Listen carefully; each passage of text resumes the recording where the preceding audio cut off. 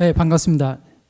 저는 폴리필이라고 이제 여러분들이 많이 쓰시는 폴리필 라이브러리를 저희가 도입을 했고, 그리고 그거를 좀 최적화하는 과정에서 자체 폴리필 IO라는 서비스를 알게 돼서 그거를 자체 서비스로 어떻게 이용하게 됐는지 그 과정을 한번 설명해 드리는 시간을 갖겠습니다.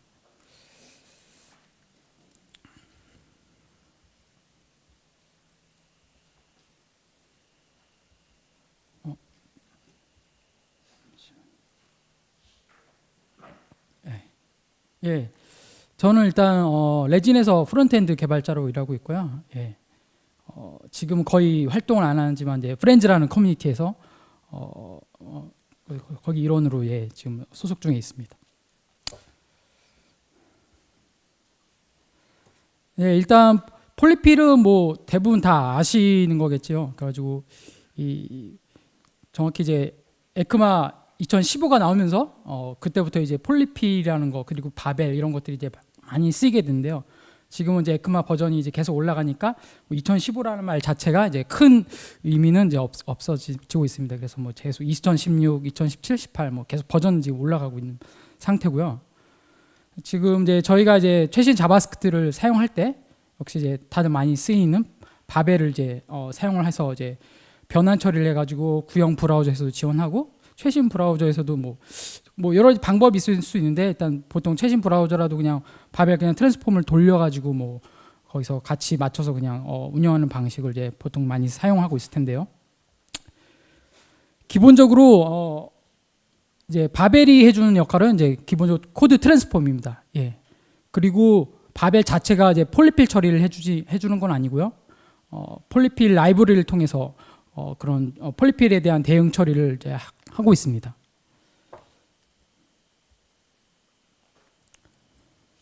실제 여기 한번 소스를 보시면요, 뭐 익히 아시다시피 이제 최신 방식의 이제 자바스크립트를 구현된 소스고요. 보시면 이제 뭐 let 같은 것도 쓰이고 뭐 이제 arrow 펑션 같은 거와 그리고 어레이에서 include 메소드를 사용하는 이제 예시를 볼 수 있습니다.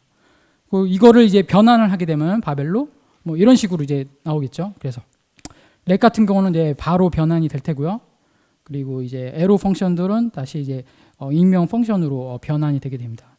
하지만 이제 바벨이 해주지 않는 거는 이제 이런 어레이가 가지고 있는 새로운 메소드들 이런 것들은 이제 바벨이 변환해 주지는 않습니다. 그래서 여기 대응하기 위해서 저희가 하는 게 이제 폴리필 라이브러리를 사용을 하게 되겠죠. 보시면은 이제 폴리필 라이브러리는 이제 바벨의 폴리필 패키지를 이용해서 인스톨을 하게 되고요. 그리고 사용은 보시는 것처럼 이제 임포트를 해가지고 이제 사용을 하게 됩니다. 그리고 이제 웹팩에서 보통 이제 가장 많이 쓰이는 게 이제 웹팩 설정일 텐데요. 웹팩에서는 이제 보시다시피 이제 바벨의 폴리필 관련된 라이브러리를 엔트리 포인트로 잡아서 이거를 이제 맨 앞에서 다른 이제 우리 어플리케이션 라이브러리 어플리케이션에서 사용하는 JS 위에서 이거를 선언해가지고 이걸 인클루드하게 됩니다. 그래서 가장 중요한 점 하나가 항상 컴파일된 바벨 코드 앞에서 선언이 돼서 이걸 사용돼야 된다라는 게 가장 주의점이겠죠.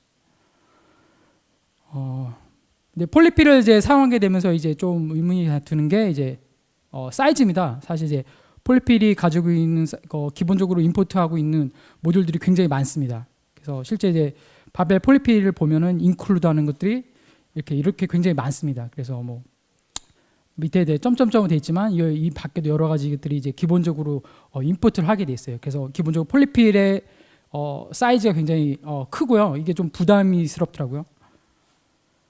그래서 이제 이걸 이제 기본적으로 이제 바벨에서 기본적으로 이걸 어느 정도 최적화해 주는 옵션들이 있습니다. 그래서 이제 기본적으로 지금은 바벨 이제 최신 버전에서 기본적으로 바벨 프리셋 ENV라는 걸 쓰게 되고 여기서 이제 옵션을 설정을 하게 되는데요. 여기서 뭐 타겟 브라우저 설정을 보통 하게 되겠죠.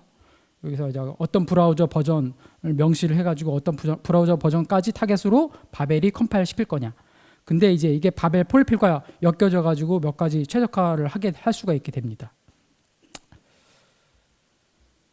기본적으로 이제 유즈 빌트인 옵션으로 설정하게 되는데요. 이제 엔트리 옵션입니다.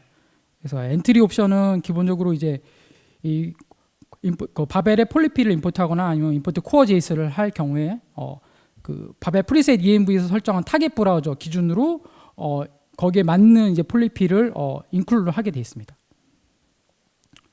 그래서 보시다시피 이제 input core JS라고 만약에 돼 있다고 하면은 이게 이제 프리셋 ENV와 엮여져서 이런 식으로 특정 브라우저에 맞는 버전들만 임포트를 하도록 돼 있어요. 만약 근데 굉장히 구형 브라우저를 설정을 하게 되면은 이것들이 이제 좀 굉장히 양이 또 늘어나겠죠. 그리고 이제 유즈 빌트인 옵션으로 이제 UCG를 사용할 수가 있는데요. 이거는 이제 각 파일에서 쓰이는 어떤 그 특성을 보고 거기에 쓰인 라이브러리 필요한 게 필요한 게 어떤 거냐라는 걸 체크를 해가지고 그것들만 임포트를 하는 방식입니다.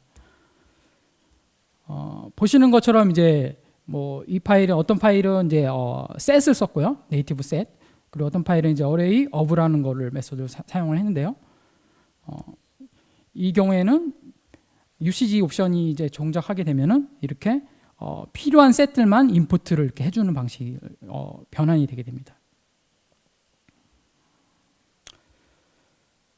자, 그리고 뭐 혹은 또 뭐 아예 그냥 이런 거 싫다, 이런 옵션이 또 숨어가지고 동작하는 게 싫다 그러면 아예 그냥 제가 이제 별도로 엔트리 포인트에서 진짜 개별적으로 쓰이는 모듈만 직접 임포트를 할 수도 있어요. 이렇게 임포트를 해서 필요한 것들 뭐 이렇게 클로지스트나 프라미스를 직접 임포트를 해가지고 이걸 엔트리 포인트로 잡아서 이걸 사용할 수도 있습니다.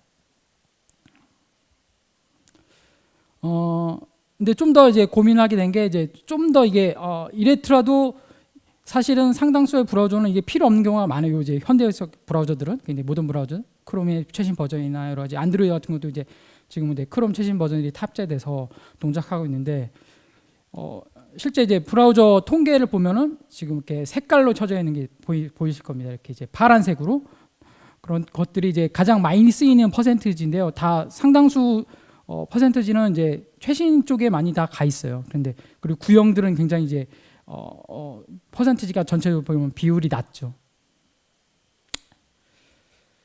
그래서 찾아본 솔루션 중에 하나가 이제 폴리필 IO예요. 그래서 폴리필 IO는 이게 이제 필요한 것 자바스크립트들만 체크를 해가지고 유저 에이전트를 체크를 해가지고 해당 필요한 브라우저한테만 이런 폴리피드를 모아서 내려주자라는 컨셉으로 만들어진 거고요. 이게 이제 파이낸셜 타임즈라는 곳에서 만드는 거고요. 이제 이게 실제 이제 서비스로 돌아가고 있습니다. 폴리피 IO 사용법은 뭐 단순합니다. 이제 스크립트 태그에다가 이제 이런 식으로 주소를 cdn.polyfill.io로 적고요. 버전은 이제 v2 명시하고 polyfill.min.js라는 걸로 명시를 하게 되면은 이제 폴리필 서비스에서 이 유저 에이전트 브라우저의 유저 에이전트를 체크를 해가지고 이 브라우저한테 필요한 폴리필만 번들링해서 내려주는 역할을 하게 됩니다. 실제로 내려가는 거 한번 보시면요, 이 경우에는 이제 그 위에 주석을 보시면 이제 이런 것들이 나와 있어요. UA detected, 크롬 69, 그리고 피처 리퀘스트는 이제 디폴트라고 되어 있습니다. 그래서 이제 아무 옵션이 없을 때는 디폴트 엘리어스라는 방식으로 동작을 하고 이 디폴트 엘리어스가 여러 가지 모듈들을 좀 기본 사전 정의된 셋을 담고 있어요. 그래서 이렇게 내려오게 되는데 지금 보시면은 크롬 같은 경우는 이게 다예요. 내려온 게. 왜냐면은 크롬 69 같은 경우는 폴리필이 필요가 없기 때문에 이렇게 빈 거를 거의 빈 내용들을 이제 내려준다고 보시면 돼요. 자, 반면에 이 경우에는 이제 주석을 보시면은 UA detected라고 되어 있어 I11이라고 되어 있습니다. I11에서 요청할 경우에는 이런 것들이 내려온다라고 이렇게 해서 주석에 돼 있고 이제 이것들이 묶여가지고 번들링돼서 사용자 브라우저한테 내려오게 됩니다.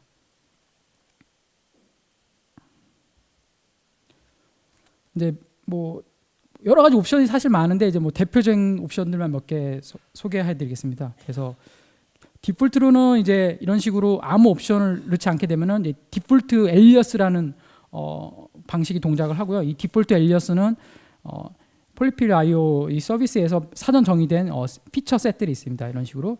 그래서 이런 여기에 들어가 있는 피처들을 모아가지고 번들링해서 내려주게 되고요.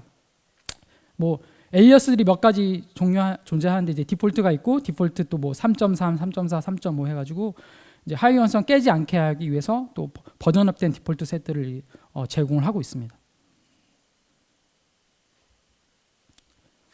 담은 피처인데요. 피처는 이제 이것도 부담스럽다 할 경우에는 필요한 피처만 딱 구체적으로 명시를 해가지고 내려받을 수가 있습니다. 그래서 보시는 것처럼 피처스라는 옵션으로 이제 여기 같은 경우는 패치와 인터섹션 옵저버를 이제 옵션으로 걸면은 이 두 개의 피처들만 번들링돼서 내려오게 되고요.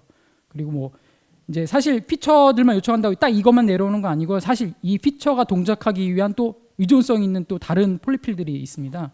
그래서 그런 것들 중에도 필요 없다 싶은 것들은 익스클루드라는 옵션으로 제거를 이렇게 하실 수도 있습니다.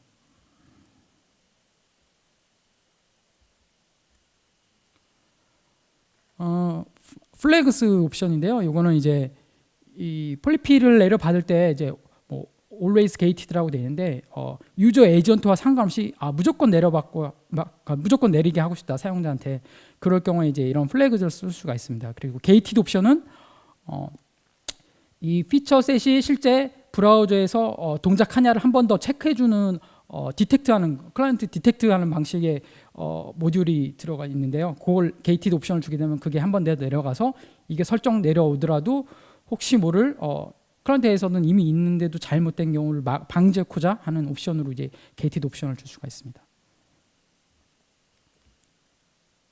그리고 이 플래그드 옵션은 이렇게 전역적으로 옵션을 줄 수도 있고요.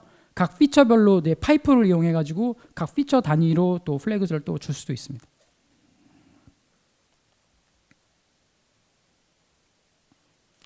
예, 이거는 이제 오버라이딩 유저 에이전트인데요.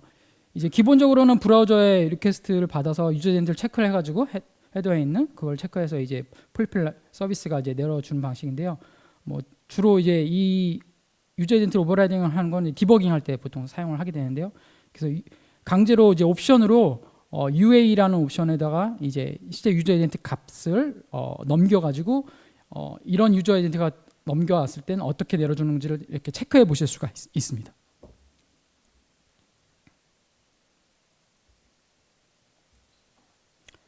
이건 언노운 옵션인데요. 예, 기본적으로 이제 폴리필 라이브러리가 지원하는 브라우저 셋들이 있어요. 종류가. 그래서 만약에 폴리필 서비스에서 지원하지 않는 경우에 한해서는 얘가 이제 언노운으로 인식을 하고요. 디폴트는 이제 언노운이면 이그노를 해가지고 아무 짓도 안 합니다. 아무것도 안 내려줘요. 그래서 그럴 경우를 대비를 해서 만약에 이제 언노운에 폴리필이라고 옵션을 주게 되면은 이 폴리필에 요청된 이 피처셋 이런 것들을 내려주게 돼 있어요. 그리고 이제 또 한 가지 방식도 사용할 수 있는데 이건 클라이언트 디텍트 방식입니다. 그냥 유저 에이전트 못 믿겠다 저렇게 하는 방식. 그러면 이제 이 클라이언트에서 이렇게 피처셋을 체크를 하는 거죠. 이런 식으로 윈도우에 프라미스가 있냐 없으면은 이제 프라미스를 피처 배열에 넣고 또 그다음에 인터섹션 옵저버를 체크해서 없으면은 다시 피처 배열에 넣어서 이 피처 배열이 있다 그러면 이제 이것들이 모자란 거잖아요. 없는 거니까 이걸 이제 도큐먼트 라이트로 해가지고 폴리필을 라이브를 요청하도록 하실 수가 있어요. 혹은 이제 도큐먼트 라이트가 아니면은 또는 콜백을 지정하실 수 있습니다. 옵션으로 콜백을 지정해서 이게 실행한 다음에 어떤 콜백 펑션이 실행되도록 옵션을 할 수도 있습니다.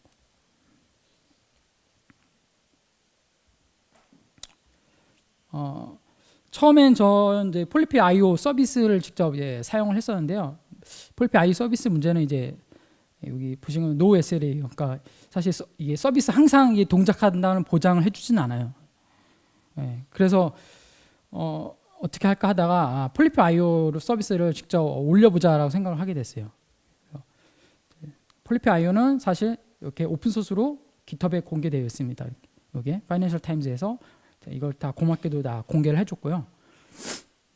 지금 그 마지막 라스트 릴리즈 버전이 이제 버전 3.25.0입니다. 그래서 이 버전을 내려받아 가지고 직접 자기만의 폴리필 서비스를 이제 운영을 해보실 수가 있습니다. 폴리필 IO의 실제 서비스를 보면요, 이제 뭐 구성 크게 컴포넌트들 이런 구성이 돼 있어요. API 서비스가 있고요. 그래서 기본적으로 익스프레스 기반으로 돌아가게 돼 있고요. 그 다음에 이제 유저 에이전트를 이제 노멀라이즈하고 파싱해가지고 노멀라이즈하는 것들이 모듈이 있고, 그리고 각각 폴리필 라이브러리들과 거기에 관련된 설정들이 이제 담겨 있습니다. 그러면 실제 폴리필 IO가 어떻게 돌아가는지 한번 간단하게 보면요, 뭐 이런 구성 순서를 가지고 있습니다. 기본적으로 이제 리졸브 엘리아스라고 그래서 아까 뭐 엘리아스가 대표적인 게 디폴트 같은 것들 그런 것들을 엘리아스가 있는지를 체크해서 만약 아무 옵션이 없으면 이제 엘리아스 모듈에 체크가 돼서 이 디폴트 모듈이 가지고 있는 피처셋이 뭐냐라는 걸 쭉 파악을 해요. 그리고 그 피처셋을 쭉 가져오게 됩니다.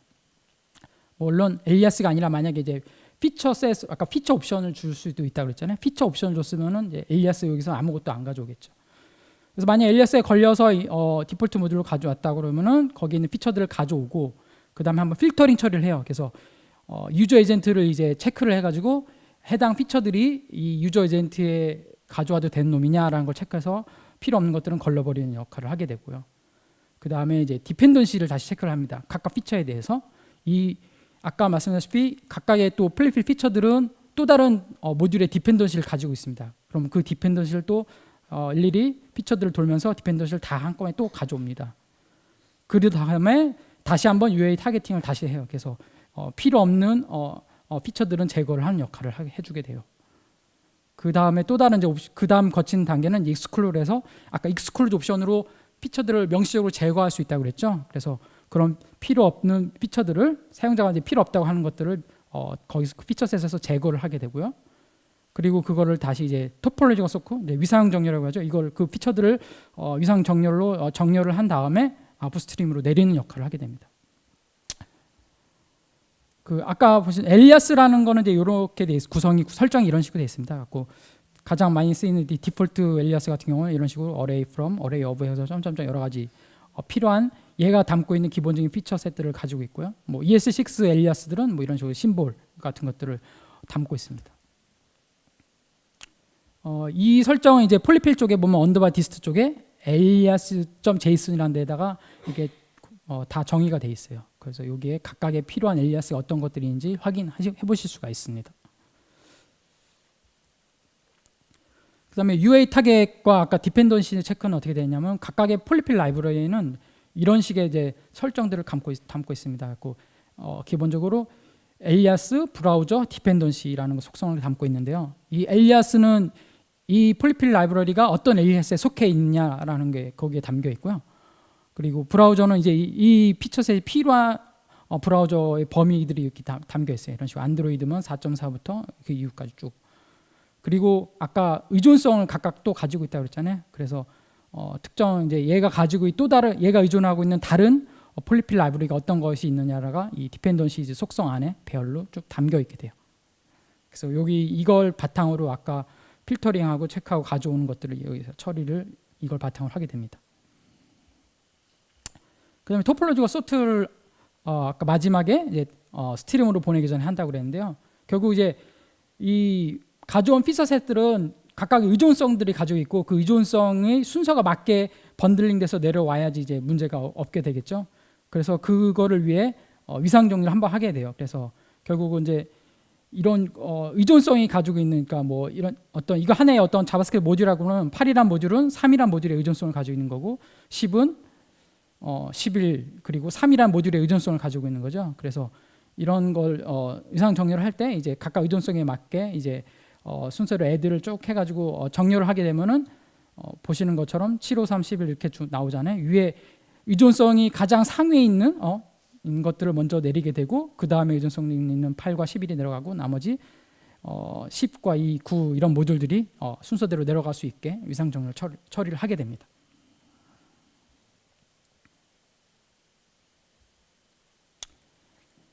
네, 실제 이제 서비스로 올릴 때 이제 체크해야 될 중요한 포인트가 있는데요. 그럼 가장 중요한 게 이제 캐시고요. 그리고 이제 일단 노드 모듈로 돌아가니까 노드는 이제 싱글 스레이기 때문에 멀티 프로세서 돌려야 되겠죠.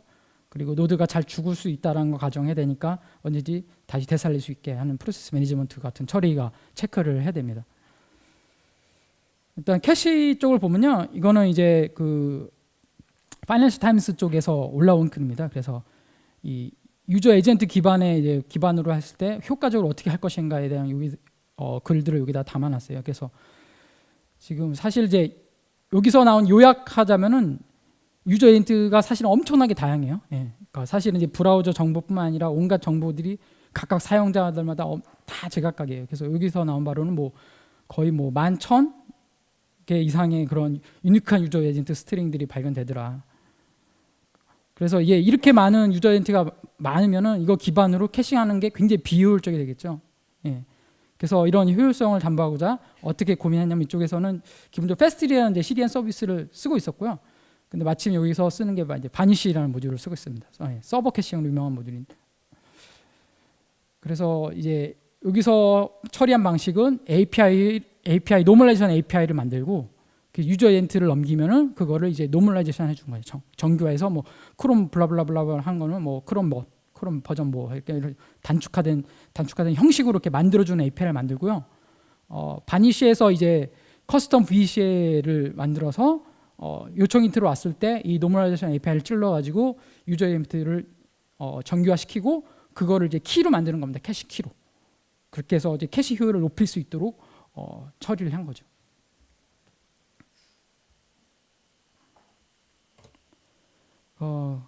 근데 이제 저희 같은 경우는 엔진엑스를 주로 많이 쓰고 있었고 굳이 또 이것 때문에 바니쉬를 가져다 쓰기는 또 뭐해서 어떻게 할까 좀 고민을 했었어요.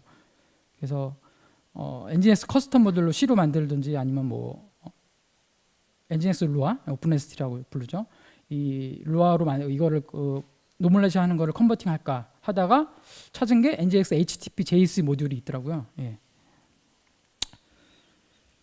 그래서 엔진 HTTP JS 모듈에서 쓰이는 거는 이제 NJS라고 불리는데요. 그러니까 자바스크립트를 엔진엑스 모듈로 돌릴 수 있는 겁니다. 그래서 엔진엑스 버전 1.11.10 그리고 그 이후 버전에서 동작이 가능하고요. 뭐 보시는 링크에서 이제 어떤 엔진엑스 스크립트에 대한 소개 글들을 보실 수가 있습니다. 호환성은 뭐 5.1 기본적으로 지원을 하고요. 거기에 그 일부분, 에크만 6의 일부분을 지원하고 있어요. 제가 가장 먼저 체크한 거는 그럼 안 되는 건 뭐냐? 안 되는 것들이 이런 것들이 안 되더라고요. let const가 안 되고, 뭐 아기먼트 어레이 사용하셨고, eval, new function constructor, 그리고 set interval, set immediate 이런 것들이 이제 동작을 하지 않는다라고 돼 있습니다. 그래서 일단은 셋업을 먼저 하는데요. 이제 뭐 엔진엑스 모듈, NJS 모듈로 이제 이거는 이제 우분투를 가정한 겁니다. 그래서 인스톨을 하실 수가 있고요. 얘는 이제 엔진엑스 이 NJS 모듈은 다이나믹 모듈이라서 엔진엑스를 같이 해가지고 컴파일해서 할 필요는 없어요. 그래서 그냥 따로 엔진엑스 모듈을 인스톨한 다음에 설정만으로 올리게 되면은 이게 동작을 하게 됩니다. 기본적으로 엔진엑스 모듈 올리는 방식은 이제 뭐 NGS 컴피그 탑 레벨에서 이런 식으로 로드 모듈로 해가지고 이제 모듈즈에 엔진엑스 HTTP JS 모듈이라는 걸로 올릴 수가 있고요. 이제 프로덕션은 아래에 쓴 것처럼 이렇게 아래 방식을 사용하게 되고요. 개발 시에 이제 실제 엔진엑스 JS를 이제 스크립트를 짜가지고 체크할 때 문제가 생기는 건 어떤 라인이 문제 있다라는 걸 잘 알기 위해서는 이제 디버그 모듈을 사용을 하게 됩니다.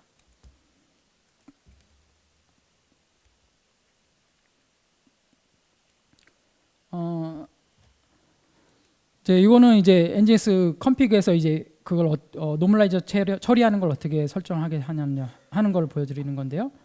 이제 엔진엑스가 기본적으로 이제 conf.d 쪽에 있는 conf 파일을 인클루드 하고 있고요. 제가 이제 conf.d 디렉토리 안에서 이제 디폴트 conf라는 걸 만들고 여기 안에서 이제 JS 언더바 include라는 거 지시자를 선언하고요. 여기서 이제 여기 폴더 안에다가 노멀라이즈 JS 파일을 만들어 놨습니다. 그리고 이제 여기서 특정 변수 그러니까 정규화 처리된 응답 값을 $ULN 값에다가 저장하겠다고 한 거예요. JS 셋에 $UA 하고 이 노멀라이즈 유저 에이전트라는 거는 실제는 이 노멀라이즈 JS 안에 있는 펑션 이름입니다. 그래서 이제 이 노멀라이즈 JS 펑션이 여기 안에서 유저 에이전트 펑션이 돌게 되면은 $UA 값에 그 유저 에이전트가 노멀라이즈 돼가지고 들어오게 되고요. 이걸 이제 NGX에서 캐시할 수 있도록 캐시키로 잡는 거죠. 그래서 아래 보시는 것처럼 프락시 캐시키에 이제 스킨과 프락시 호스트 그리고 리퀘스트 URI에 거기에 더 추가적으로 $UA까지 인자로 붙여서 이게 하나의 캐시키로 동작할 수 있도록 하는 겁니다. 그러면 이제 캐시 효율이 극히 높아지겠죠. 예.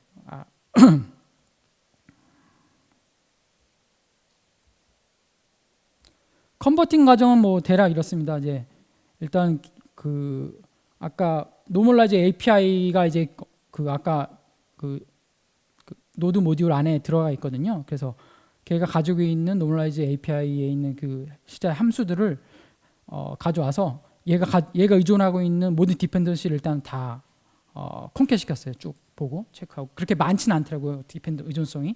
그래서 한 파일에 다 묶어놓고 뭐 모듈 익스포츠는 그런 필요 없으니까 지우고 뭐 리콰이어하는 거 다 대체 처리하고 했습니다. 그다음에 아까 지원되지 않는 칸스트와 렛을 다 바로 변경을 일단 하고요.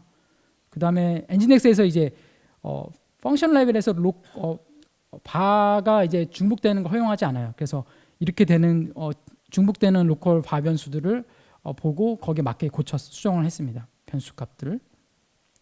그리고 이제 기본적으로 이제 UA.js라고 이제 폴리필 서비스에 이제 존재하는 유저 에이전트 노멀라이즈하는 담당하는 모듈에서 LRU 캐시 처리를 하고 있어요. 그런데 이제 엔진엑스에서는 이제 LRU 캐시 모듈이 사용할 수 없으니까 그런 것들을 제거를 하고요.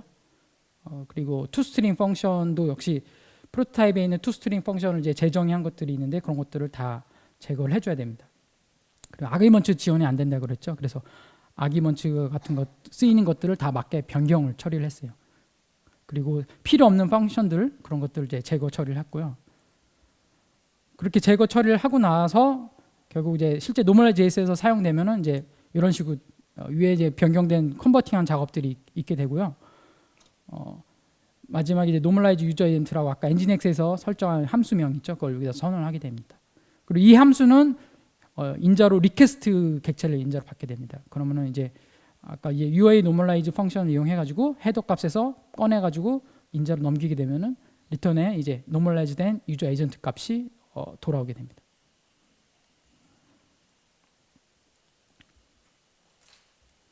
그다음에 이제 이건 몽키 패칭한 건데요. 이제 그 기본적으로 이 서비스를 기동할 때 얘는 이제 그냥 숫자로 된 포트만 받게 돼 있더라고요.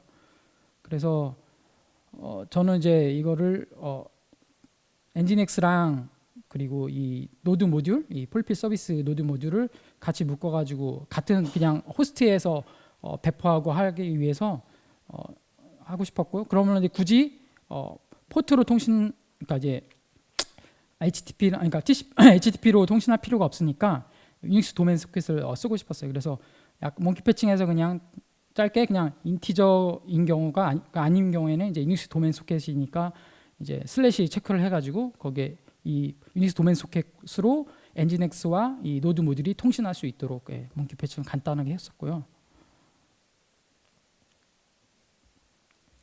그리고 이제 아까 이제 프로세스 매니지먼트를 위해서 뭐 그냥 많이 쓰시는 PM2 역시 사용을 하도록 했습니다. 그래서 이제 PM2를 써서 이제 기본적으로 이제 클러스터 모드로 동작해서 이제 프로세스를 다 사용할 수 있도록 옵션을 주는 거죠. 그래서 PM2 이건 이제 도커로 실행을 했기 때문에 이제 PM2 런타임으로 실행한 거고요. -i 맥스 옵션을 줘가지고 이제 클러스터 모드로 프로세스가 가용한 프로세스 개수만큼 노드가 사용될 수 있도록 옵션을 주게 했습니다.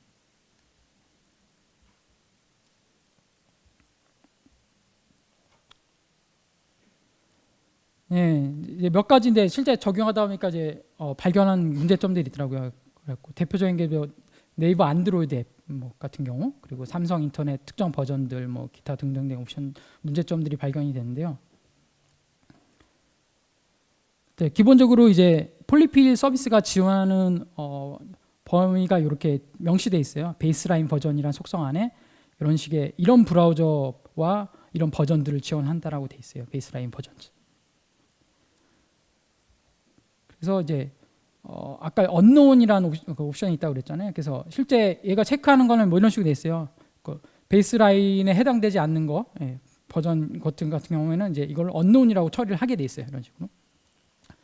그래서 아까 네이버 앱 같은 경우에는 이제 크로스워크이라고 노멀라이즈 돼서 나오게 됩니다. 그러면 이 베이스라인에 맞지 않으니까 unknown 처리가 돼버려요. 그냥 디폴트로 두게 되면. 그래서 필요한 라이브러리를 내리고 싶으면 그래서 unknown 옵션을 꼭 폴리필로 옵션을 따로 꼭 줘야 됩니다. 그런 브라우저들을 위해서.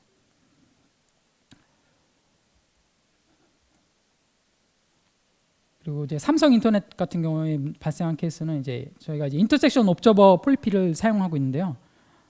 보시면은 이제 쭉 지원되는 버전들이 있었는데 이게 문제되는 건 부분 지원하는 놈들이 문제되더라고요. 삼성 인터넷은 보시면 이제 버전 5에서 6.2까지 인터섹션 옵저버 중에서 이제 인터섹팅이라는 메소드를 구현해 놓지 않았어요.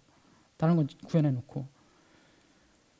그래서 이런 처리를 위해서 저는 이제 약간 이런 하이브리드 어프치를 했는데요.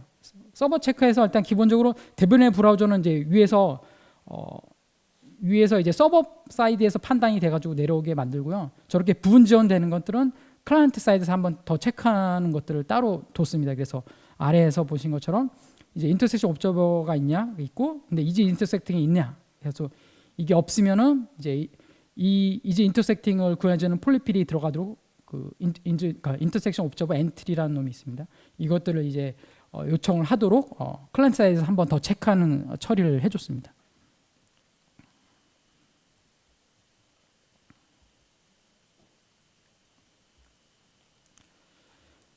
이제 이렇게 해서 실제 서비스에서는 이제 올렸고요. 근데 이제 하다 보니까 이게 좀 이 매뉴얼 컨버팅이 또 나중에 추후에 모듈이 업데이트된 경우에 또 불편할 수 있겠다는 생각이 들었습니다. 그래갖고 이걸 어떻게 자동화할까를 좀 고민하다가 찾은 방식이 이제 웹팩의 트랜스폼 로더와 자바스크립트 파서를 이용해 보자라고 생각이 들어서 이제 이걸 지금 이거는 현재 이제 좀 다듬는 과정이고요. 아직 이거를 이용해서 서비스에 올리지는 않았습니다. 기본적으로 이제 트랜스폼 로더가 있습니다. 웹팩엔 이 트랜스폼 로더는 사실 브라우저 파일에 이미 트랜스포메이션 로더라는 게 있는데 이거를 웹팩에서도 사용할 수 있게 해주는 모듈이고요. 뭐 리드미에는 이제 이런 식으로 설명이 되어 있더라고요. 그래갖고 보시는 것처럼 트랜스폼 로더에서 설정을 하고 로더에 그리고 이제 번호를 붙이게 되면은 이제 인라인으로 이렇게 트랜스폼 옵션 펑션 안에다가 이제 선언을 해서 이거를 사용할 수도 있고, 혹은 이제 외부 모듈이면은 이제 그 물음표 뒤에 이제 외부 모듈 명을 넣어가지고 사용을 하실 수도 있습니다. 문제는 이제 이게 그냥 하니까 동작을 안 하더라고요. 이 샘플대로 그대로 일단 해봤는데, 그래서 찾아보니까 옵션이 이제 이런 식으로 옵션을 줘야지만 가능을 하더라고요. 기본적으로 이제 플러그인에 웹팩의 로드 옵션 플러그인이라는 걸 통해서 여기 옵션을 주고 여기에서 이제 트랜스포머 속성 안에서 이제 펑션을 선언을 해야지만 제대로 동작을 했습니다.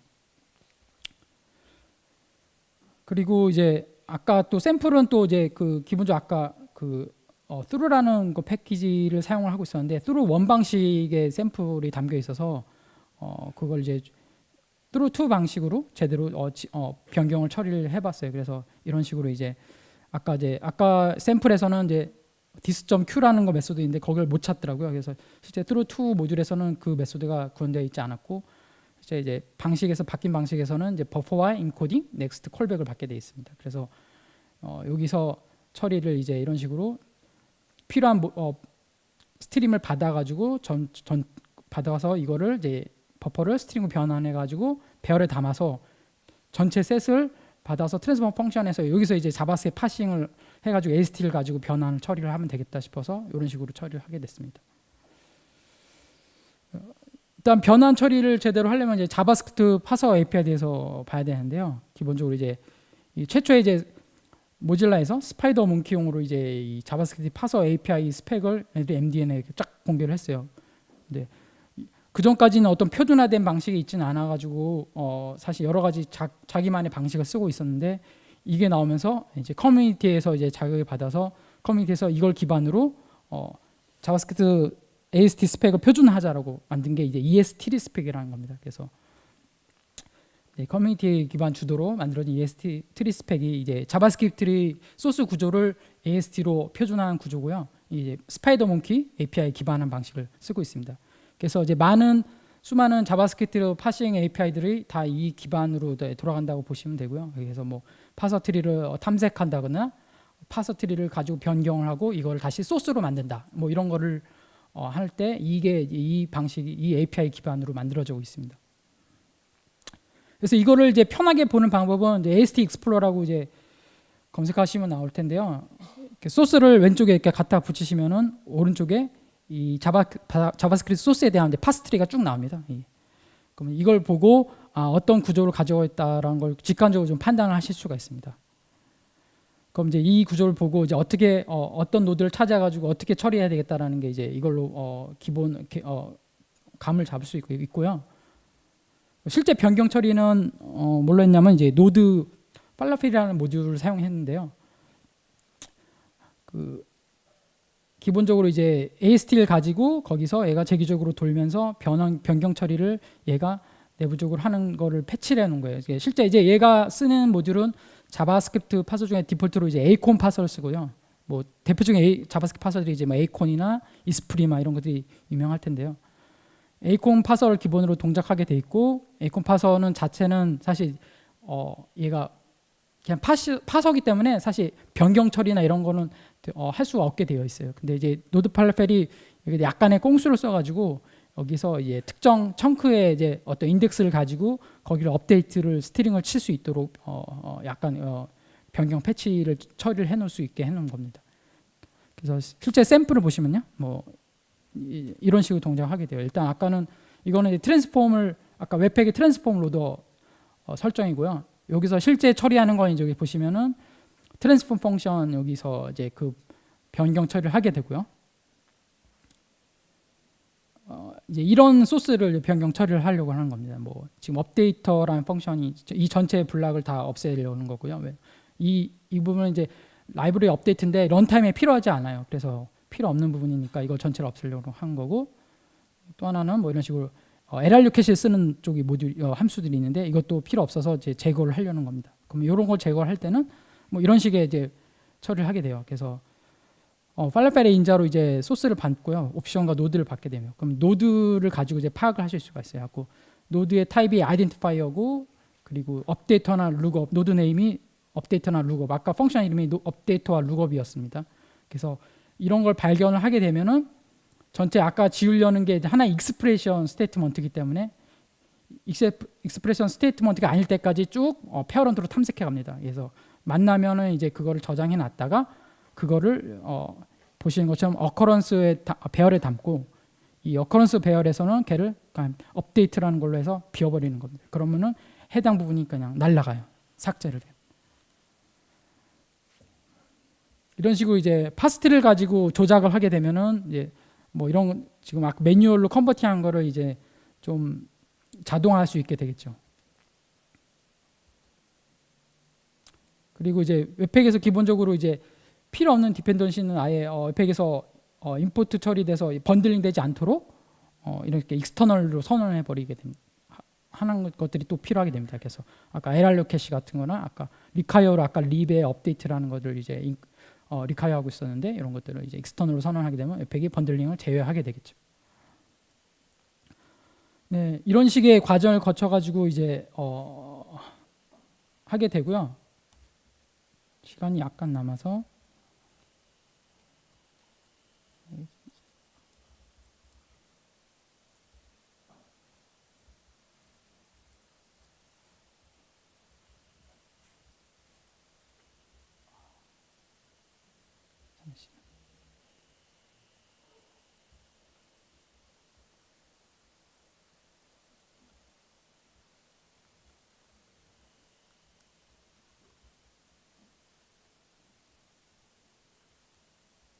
글자가 너무 글자가 작은 것 같네요.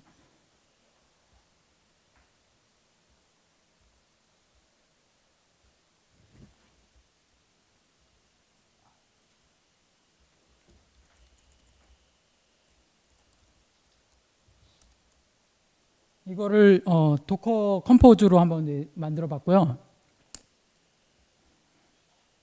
보시면은 도커 파일이 이제 이게 이제 노드에 대한 도커 파일이고요. 그리고 엔진엑스 안에 도커 파일이 존재를 합니다.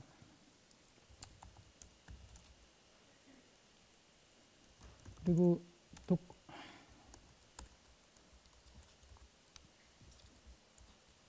도커 컴포즈로 이제 그 엔진엑스와 그리고 노드를 이제 구성을 했고요.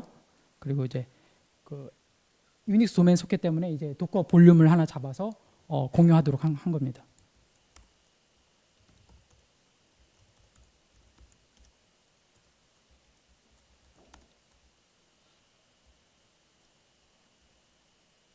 그럼 보신 것처럼 이렇게 쭉 뜨는 걸 보실 수가 있고요.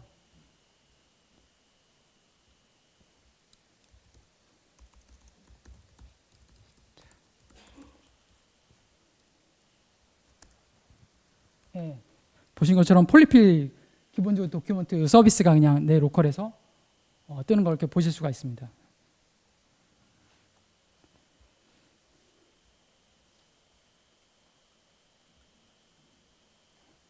데모하기가 좀 어렵네요. 이 환경에서. 일단 시간이 다 돼서 여기까지 발표를 마치고요. 뭐 이 도커 컴포즈 만든 것은 한번 제가 나중에 이 발표 자료 안에 링크로 제가 추가해서 넣겠습니다.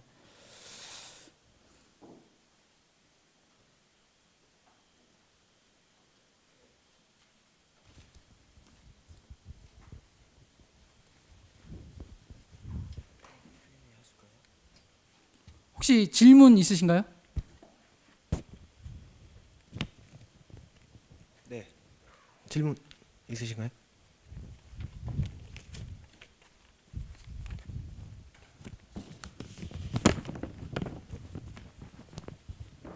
생각보다 내용이 간단하지 않아서 좀 100% 이해하기는 쉽지는 않았는데 조금 궁금한 게 지금 말씀하신 대로라면은 그 폴리필 그걸 내려받는 게 제가 만약에 제가 하는 서비스가 굳이 하위 브라우저까지 너무 하위 브라우저까지 이제 지원할 필요가 없다고 하면은 그 제가 이제 써야 되는 폴리필 양이 적다 보니까 굳이 이렇게 하지 않아도 굳이 그러니까 괜찮다고 봐도 되는 걸까요? 예, 뭐 만약에 굉장히 상위 브라우저를 타겟으로 하고 있다면은 굳이 이렇게 안 하셔도 됩니다. 예. 과한 오버 엔지니어링이 되기 때문에. 예. 그러면은 지금 하신 거를 하셔가지고 실제적으로 서비스에서 얼마만큼 효과를 보셨는지 좀 그거 하나 궁금하고 제가 또 한 가지 엔진엑스라는 부분이 사실 프론트엔드 개발자는 조금 저는 좀 생소한 부분인데 아마 그건 서버 쪽 영역인 것 같은데 예. 혹시 이제 프론트엔드 개발자가 그 엔진엑스의 개념을 좀 이해를 하고 있으면 나중에 뭐 서버 개발자랑 대화하기 좀 편할 것 같은데 그거를 좀 간단하게 혹시 설명을 해주실 수 있다면 첨언해 주시면 좋겠습니다. 예, 일단 저희는 한 2, 3개월 정도째 사용을 하고 있고요. 뭐 효과는 뭐 일단은 그러니까 7, 80%는 상당히 최신 브라우저니까 사실 이 폴리필 그러니까 사실 아예 인클루드 할 필요가 변들링 할 때부터 인클루드 할 필요가 없잖아요. 예. 그런 브라우저에서는 확실히 좀 더 낫다라고 생각이 됐고요. 뭐 수치적으로 저희가 뭐 체크를 하고 이러지는 않았어요. 근데 대부분은 이제 저희가 이제 서비스 때 이제 뭐 보면은 이제 뭐 GA로 통계를 보잖아요. 그러면 이제 대다수는 이제 상당 7, 80%는 다 최신 브라우저라서 이걸 굳이 인클루드 안 해도 되니까 그런 면에서 훨씬 더 좀 더 경량화시킬 수 있었으니까 그런 면에서 이제 장점이라고 생각이 되고요. 그리고 의외로 또 브라우저 최신이라고 해도 의외로 이제 복병들이 꽤 있는 게 아까 말한 이제 네이버 앱 같은 경우에 사람들이 의외로 네이버 앱에서 브라우징을 해가지고 많이 또 쓰더라고요. 예. 뭐 그런 것도 있고 그래서 그런 것 때문에 뭐 유용하게 이제 효과를 봤다고 생각은 하고요. 엔지니어스 같은 경우는 예, 아무래도 뭐 주로 이제 서버 개발자들이 이제 다루는 부분이니까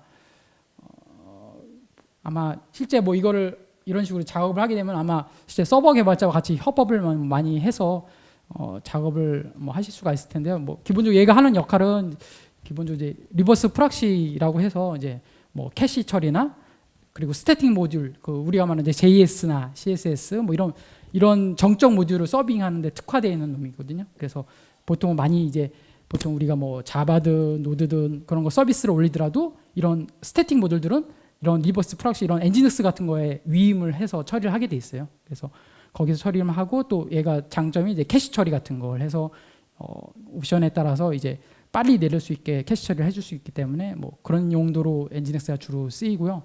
그밖에 아까 제가 쓴 것처럼 뭐 유저 에이전트를 가지고 뭔가 바꿔서 가지고 뭔가 처리를 해서 특화된 캐시 처리를 하고 싶다든지 이런 거 처리를 할 수도 있고 뭐 사실 응용 분야는 굉장히 다양하게 하게 됩니다. 근데 이걸 본격적으로 이제 만지는 건 주로 아마 서버 개발자들이 주로 아마 만지게 될 거긴 하게요. 저 같은 경우는 사실 뭐 프론트 쪽에 있긴 한데 LA진에서 제가 그냥 서버 쪽도 같이 만지고 있거든요. 그래서 그러다 보니까 그냥 제가 혼자 작업을 하게 됐고요. 예, 그렇습니다.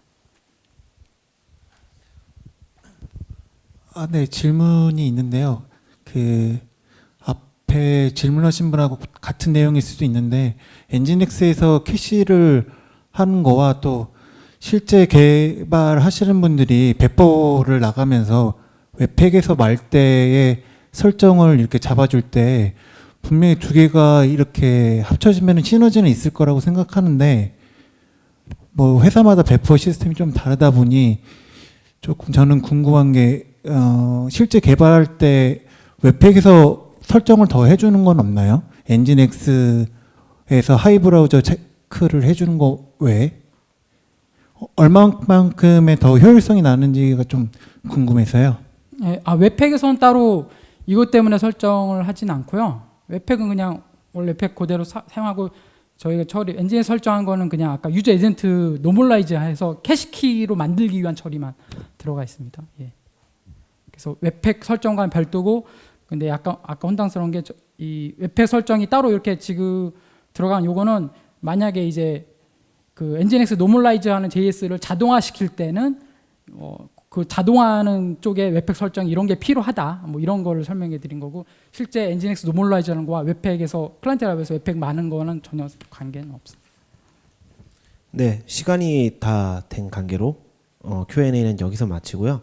지금 그 질문해 주신 두 분은 그 세션 마치고 잠시 오셔서 그 사은품 받아가시면 되겠습니다.